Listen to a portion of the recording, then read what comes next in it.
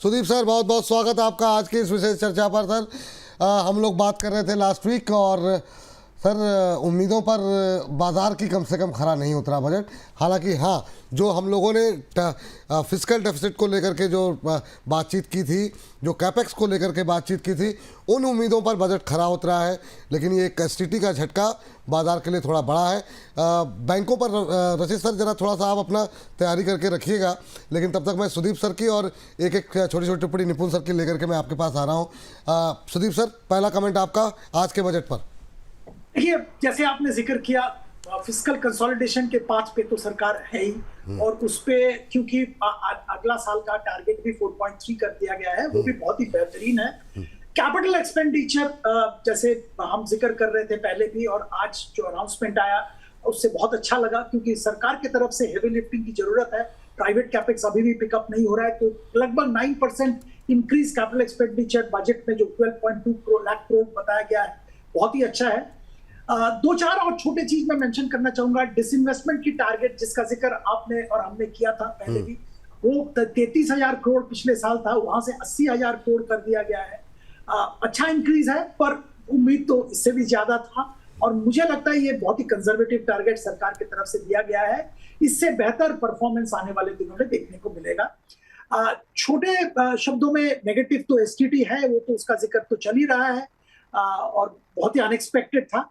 पर एक अच्छा डेवलपमेंट भी है, जो बाईबैक को रिलेटेड जो रैशनलाइजेशन टैक्स का किया गया है, जो कि नॉन प्रोमोटर शेयर होल्डर के लिए इसको कैपिटल गेन्स माना जाएगा आने वाले दिनों में। ये एक अच्छा डेवलपमेंट है, और इससे जो आईटी कंपनीज, टेक्नोलॉजी कंपनीज है, जो कि बाईबैक का इस्तेमाल रेगुलरली करते रहते हैं, उनके शेयर होल्डर्स के लिए ये अच्छी खबर है। और शायद मार्केट में उसका थोड़ा बहुत रिफ्लेक्शन देखने को भी मिल रहा है, थोड़ा बहुत एक्साइटमेंट है आईटी कंपनीज के शेयर्स में। एक कारण तो डेटा सेंटर रिलेटेड अनाउंसमेंट का कारण है, दूसरा मुझे लगता है ये बाईबैक अनाउंसमेंट के कारण भी है। तो ये भी अच्छा डेवलपमेंट है। साथ में छोटा दो चीज मेंशन करके मैं आगे के लिए छोड़ता हूं। एक तो डिफेंस में हालांकि क्लियरली मेंशन नहीं किया गया था, पर डिटेल में दिख रहा है साफ, लगभग 21% बजट बढ़ाया गया है, जो कि डिफेंस इंडस्ट्री को जरूर खुश करेगा। रेलवेज में लगभग 10% एलोकेशन बढ़ाया गया है, ये भी रेलवे रिलेटेड कंपनीज को एक्साइट करेगा। तो बाय एंड लार्ज सरकार की तरफ से जो फिस्कल कंसोलिडेशन, फ्यूचर के लिए बिल्ड इंफ्रास्ट्रक्चर, ये सब पे फोकस बरकरार रखा है। कुछ ठोस सेक्टर जहां पे इंसेंटिव जैसे टेक्सटाइल, हेल्थ केयर, जो मेडिकल टूरिज्म का जिक्र किया गया है, ये सब पे जरूर फोकस किया गया है।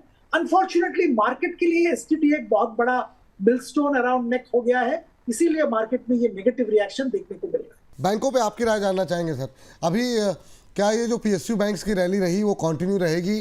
पीएसयू बैंक्स पे अभी आपका भरोसा है क्या, या फिर प्राइवेट की तरफ स्विच करना चाहिए सुदीप सर? और ओवरऑल बैंकिंग क्षेत्र को अभी आप कैसे देख रहे हैं? विपुल जी, मेरा बैंकिंग सेक्टर में जो व्यू था वो मैं मेंटेन कर रहा हूँ। मुझे बहुत अच्छा लगता है, और ये जो स्टैंडिंग कमिटी एस्टैब्लिश करने की बात की गई है, ये डेफिनेटली एक क्लियर इंटेंशन है सरकार की तरफ से कि they would like to move towards the consolidation of small banks. और मुझे लगता है कि अभी भी आप वैल्यूएशन के लिहाज पे अगर देखो तो पीएसयू बैंक्स में वैल्यूएशन एडवांटेज डिस्टिंक्टली दिख रहा है। एसबीआई मेरा हमेशा फेवरेट रहा है, अभी भी फेवरेट है।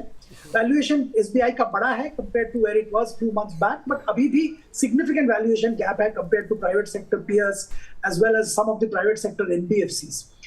छोटे मझोले जो पीएसयू बैंक्स हैं, वहां पे भी सिग्निफिकेंट वैल्यूएशन गैप अवेलेबल है, और वहां पे भी मुझे लगता है कि अच्छा खासा वैल्यूएशन पिकअप देखने की संभावना आने वाले दिनों में रहेगा। एक आईडीबीआई का डाइवेस्टमेंट जब होगा तब शायद एक ट्रिगर आएगा वैल्यूएशन मूवमेंट, अपवर्ड मूवमेंट का। दूसरा, generally as a matter of process gradually valuation upward movement भी होगा। कॉर्पोरेट जो बैंक के परफॉर्मेंस है वो भी ठीक बेटर आ रहे हैं, और भी बेहतर आएंगे आने वाले दिन। तो overall I continue to maintain my positive view on BFSI and particularly on the PSU banking space at this stage. अब सुदीप सर, अलग अलग थीम को लेकर के अब बातचीत हम लोग कर रहे हैं। पावर को लेकर के चूंकि फोकस दो तीन बार जो जिक्र किया गया वो न्यूक्लियर का किया गया, तो क्या जिनके पास अभी न्यूक्लियर रिलेटेड प्लांट नहीं है, या जो उस क्षेत्र में नहीं है कोयले बेस्ड प्लांट पे, उनकी थीम अब ख़त्म हो गई? वो उन कंपनियों पे जो लोग पहले से निवेशित हैं, या फिर उस पर आपका आपका व्यू है क्या? अभी अभी पावर को लेकर के स्ट्रेटजी बनाई क्या जाए, क्योंकि साल सवा साल से तो चले ही नहीं। और लेवल्स के लिए मैं रचित सर और अंबाला मैम के पास जाऊंगा, तो आपका एक व्यू इस सेक्टर को लेकर क्या है अभी? नहीं विपुल जी, ऐसी बात नहीं है। पावर सेक्टर में मेरा व्यू पॉजिटिव है। और देखिए, सबसे ज्यादा जो सरकार का फोकस है, और इसमें एक तरह से बहुत बड़ा टैक्स हॉलिडे डिक्लेयर किया गया है एआई डेटा सेंटर, जो कि क्लाउड सर्विसेज प्रोवाइड करेगा इसके लिए, और ये डोमेस्टिक डेटा सेंटर बनाने के लिए इंसेंटिव दिया जा रहा है। उनको 2047 तक टैक्स हॉलिडे दिया जा रहा है। अब इसमें सबसे ज्यादा बड़ा रिक्वायरमेंट किस चीज का होता है? सबसे बड़ा रिक्वायरमेंट तो पावर का ही होता है ना। तो पावर का डिमांड सिग्निफिकेंटली बढ़ने वाला है अगर ये पॉलिसी सक्सेसफुल होता है सरकार की तरफ से, और जरूर होगा सक्सेसफुल, क्योंकि बहुत सारे कॉस्ट एडवांटेज इंडिया के लिए है जो कि डेटा सेंटर इंडस्ट्री को हेल्प कर सकता है। तो मैं तो मानता हूं पावर सेक्टर में जबरदस्त डिमांड आएगा।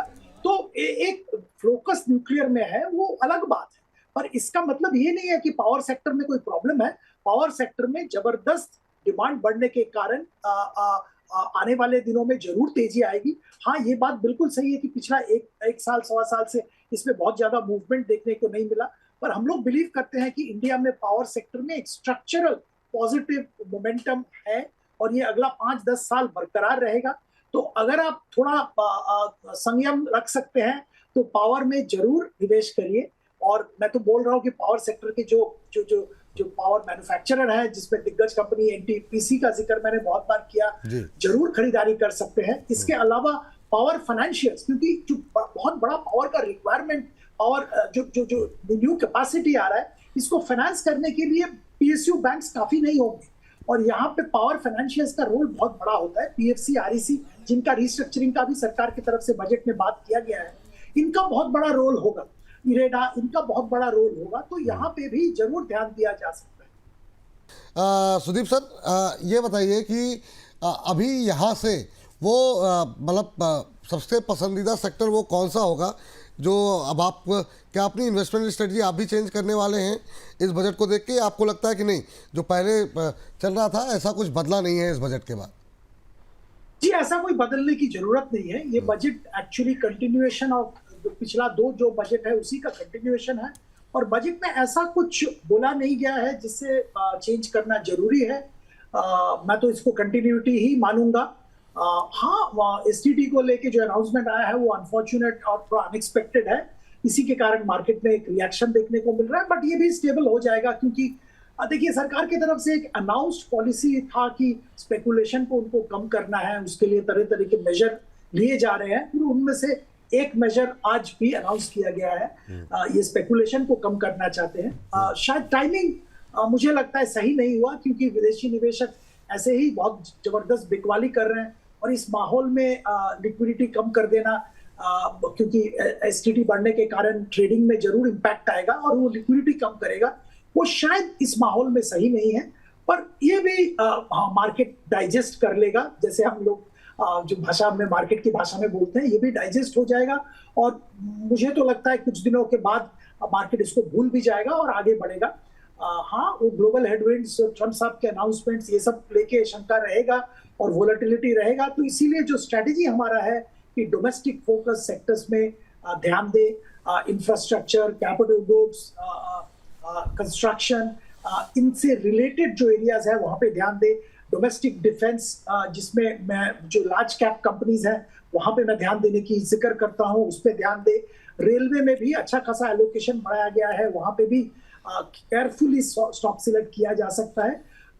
तो मुझे तो लगता है कि कोई मेजर चेंज की जरूरत नहीं है। लास्ट कमेंट आपका, आप कितने मार्क्स देंगे और यहाँ से कौन सी थीम को प्ले करने की कोशिश होगी? आपने हालांकि काफी हद तक आंसर कर दिया है इसका, लेकिन चलते चलते जो नए दर्शक जुड़ रहे हैं उनके लिए देखिए, थीम तो मैं वही मेंटेन करूंगा, कैपिटल गुड्स, इंफ्रास्ट्रक्चर, कंस्ट्रक्शन, यही थीम पे रहना चाहिए। पावर सेक्टर मुझे अच्छा लगता है in spite of under performance, तो इसी थीम के साथ जुड़े रहना चाहिए। इसमें ग्लोबल वोलेटिलिटी के साथ भी रिलेशन नहीं है, सरकार का फोकस है, तो इसी में रहना बेहतर होगा और थोड़ा लंबा सोच के निवेश करना होगा। अगर बजट की बात करें तो मैं जैसे जिक्र कर चुका हूं, फिस्कल कंसोलिडेशन के पाथ पे सरकार लगा हुआ है।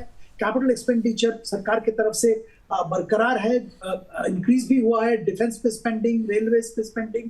है सिलेक्ट सेक्टर जहां पे इंसेंटिव चाहिए था, जैसे एआई और जो हॉस्पिटल इंडस्ट्री, हेल्थ टूरिज्म, तो ये सारे जगह पे फोकस किया गया है। तो मुझे तो लगता है कि इसको मैं 7 से 8 के बीच पे 10 के अंदर दूंगा। और ये शायद 2 नंबर जो काट रहा हूँ ये भी शायद क्योंकि हम मार्केट वाले हैं और मार्केट के लिए निराशा हुआ है एसटीटी के कारण, इसीलिए काट रहा हूँ। और पर अगर लंबी समय के लिए सोचे तो सरकार की तरफ से सोचे तो स्पेकुलेशन को कर्व करना चाहते हैं, ये स्टेटेड ऑब्जेक्टिव है, इसीलिए शायद ये स्टेप लिया गया।